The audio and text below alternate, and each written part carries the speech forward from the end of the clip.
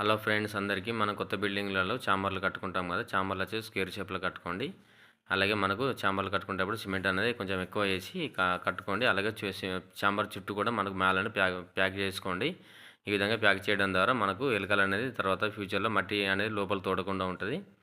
అలాగే చాంబర్ లోపల కూడా ఫినిషింగ్ అనేది కూడా మనకు సెకండ్ కోటింగ్ చేసి మళ్ళీ ప్లాస్టింగ్ చేసి దానికి అండు నీళ్ళు అనేవి కూడా లోపల సిమెంట్ అండు నీళ్ళు ఉంటాయి కదా, సిమెంట్ అండు నీళ్ళతో కూడా మనం బ్రష్ తోటి వేయడం ద్వారా లోపల వేస్ట్ అనేది తాగదు, అలా పాకురు పట్టకుండా కూడా ఉంటుంది మనకు. అలాగే 4 ఇంచ్ పైపులు వాడడానికి ట్రై చేయండి. మనకు చాంబర్ నుంచి అవుట్ లైన్ వెళ్తాయి కదా, అవి వచ్చేసి చాంబర్ నుంచి అవుట్ లైన్ వెళ్ళేటి 4 ఇంచుల పైపు వాడండి.